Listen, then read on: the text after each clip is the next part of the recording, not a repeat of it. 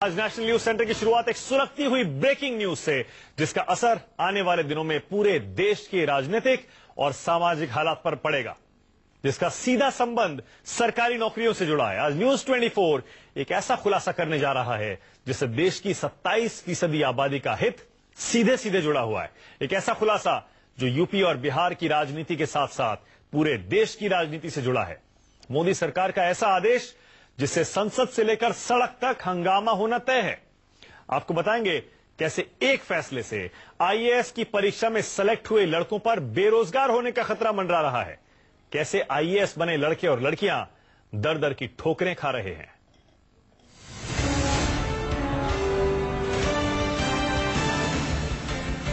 अब देखिए, सिलेक्शन में क्रीमी लेयर को मोदी सरकार ने बदल दिया है। अब क्रीमी लेयर का जो फैसला होता है वो जिन नियमों के आधार पर होता है, उन नियमों को बदल दिया गया है।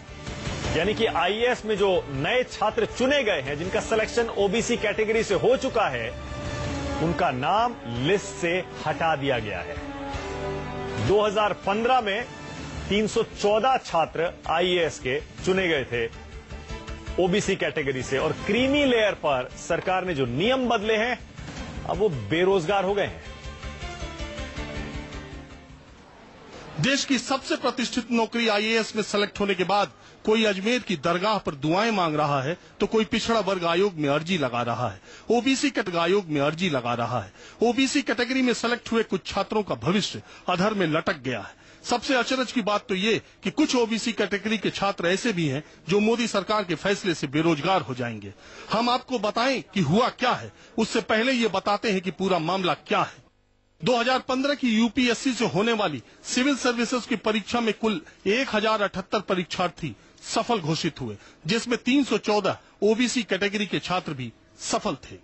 यूपीएससी ने सफल हुए छात्रों की लिस्ट केंद्रीय कार्मिक मंत्रालय को सर्विस अलॉटमेंट के लिए भेज दी, जैसा आज तक होता आया है।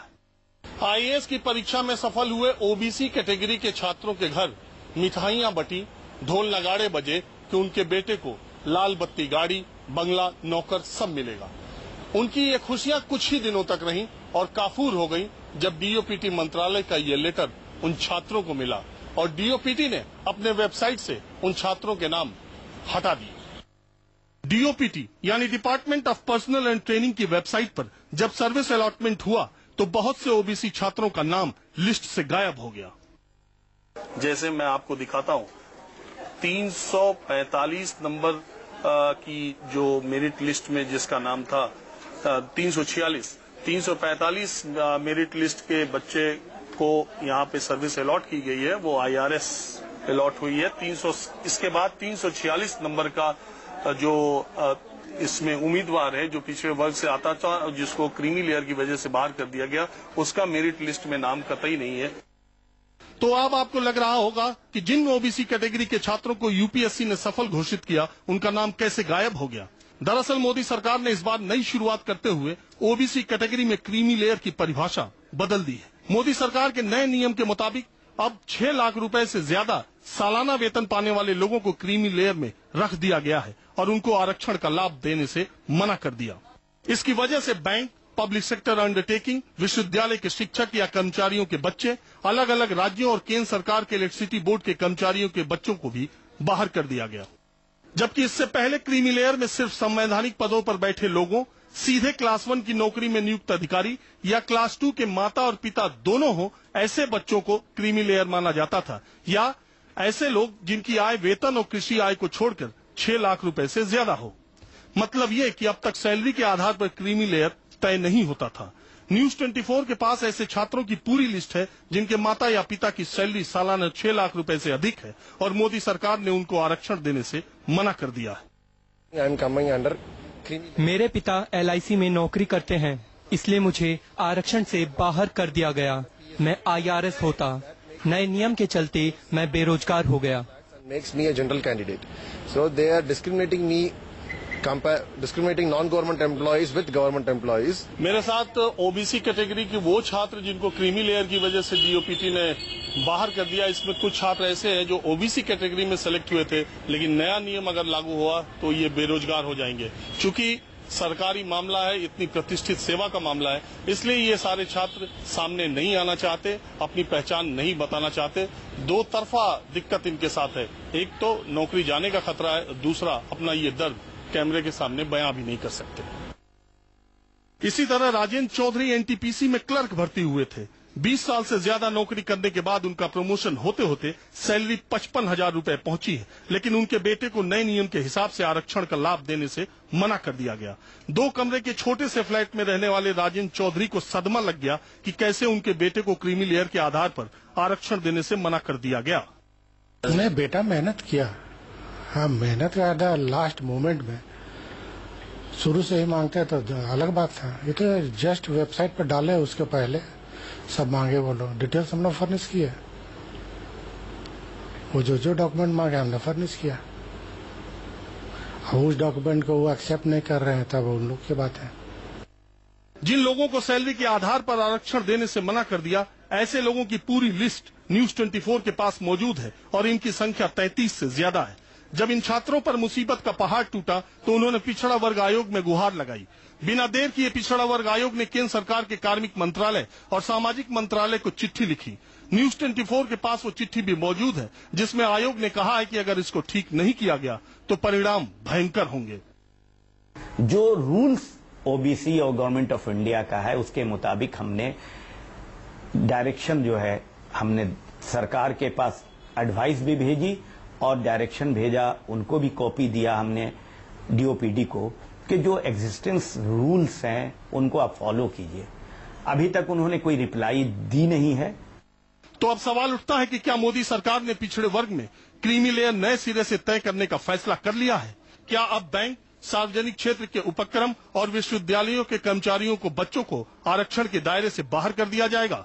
जब इस पर न्यूज 24 ने कार्मिक मंत्रालय के मंत्री से सवाल किया तो जवाब गोलमाल कर गए। मैं इस विषय पर सार्वजनिक चर्चा नहीं करना उचित समझूंगा। कारण ये है कि ये अभी विचाराधीन विषय है और समय समय पर इन बातों को लेकर के समीक्षा की जाती है। तो पहली बार ऐसा हो रहा है, मतलब 120 कैंडिडेट को लेकर क्या है? ये विचाराधीन विषय है। तो क्या इसका मतलब ये मान लिया जाए कि देश की 27% जनता को सरकारी नौकरी और शिक्षण संस्थाओं में मिलने वाले आरक्षण पर एक नई शुरुआत होने की तैयारी है? मोदी सरकार का ये नया फैसला क्या संघ के इशारे पर लिया गया है? शक इसलिए गहरा जाता है क्योंकि आरएसएस प्रमुख मोहन भागवत ने कई बार ये कहा है कि पिछड़े वर्ग को मिलने वाले आरक्षण की समीक्षा का वक्त आ गया है। तो क्या इस फैसले से नई बहस की शुरुआत हो जाएगी? कैमरामैन राजू यादव के साथ राजीव रंजन, न्यूज 24 दिल्ली। यह राजीव रंजन का चौंकाने वाला एक बहुत बड़ा खुलासा। राजीव रंजन न्यूज रूम से फिलहाल मेरे साथ लाइव जुड़ गए हैं। राजीव, इसमें 2 मुद्दे हैं। एक, क्या सरकार का क्रीमी लेयर को रिजर्वेशन से बाहर करना, और 2 कि सिलेक्शन होने के बाद छात्रों का लिस्ट से निकाला जाना। पहले क्यों नहीं ये किया जा सकता था? पहले इसमें बताइए राजीव, क्रीमी लेयर को अगर रिजर्वेशन का बेनिफिट देने से मना किया जाता है, बाहर किया जाता है, और जो ज्यादा नीडी है, जिनको ज्यादा जरूरत है, उनको अगर रिजर्वेशन का फायदा पहुंचता है, तो इसका तो स्वागत होना चाहिए।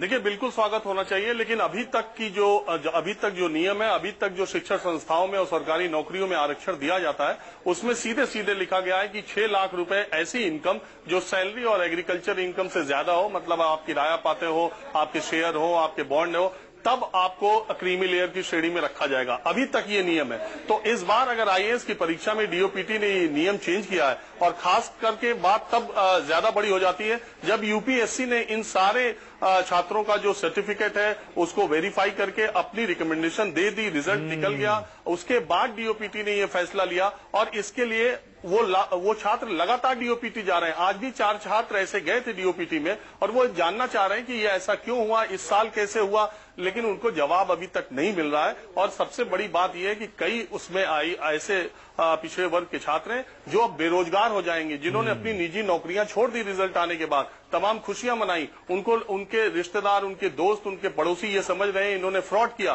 क्योंकि सर्विस जो एलोकेशन हुआ, आपने देखा कि जो डीओपीटी की वेबसाइट है उससे उनका पूरा का पूरा नाम ही गायब है, और जो मेरिट लिस्ट के हिसाब से सर्विस एलोकेशन में हर जगह गैप दिखाई दे रहा है। वो वही लड़के हैं जो क्रीमी लेयर में आए। अब दूसरी बात यह है कि अगर ये नियम चालू हुआ तो इसके बाद पीएसयू में, बैंक में प्यून का बेटा भी क्रीमी लेयर में आ जाएगा, क्योंकि प्यून जो भर्ती होता है 20-22 साल की उम्र में 40-45 साल तक उसकी जो तनख्वाह है वो 50,000 से ऊपर हो जाती है। तो बड़ा सवाल है कि ये फैसला लेने से पहले बताया क्यों नहीं गया? क्या संसद में इसकी बात रखी गई? हमने जब मंत्री से ये सवाल पूछा तो आपने देखा कि गोलमाल करते हुए उन्होंने कहा कि समय समय पर समीक्षा होती रहती है। ये समीक्षा कैसे हुई, कब हुई, किसने फैसला लिया, इसका कोई जवाब अभी मोदी सरकार ने नहीं दिया है और ये छात्र दर दर की ठोकरें खा रहे हैं। बिल्कुल, लेकिन राजीव अब आपने जब खुलासा कर दिया, न्यूज 24 ने ये पूरी की पूरी खबर दिखा दी है, उन सारे छात्रों, उन सारे परिवारों का दर्द भी हमने देख लिया है, तो सरकार को जवाब तो देना पड़ेगा। विपक्ष भी इस मुद्दे को जरूर उठाएगा। बहुत बहुत शुक्रिया राजीव इस पूरी जानकारी के लिए।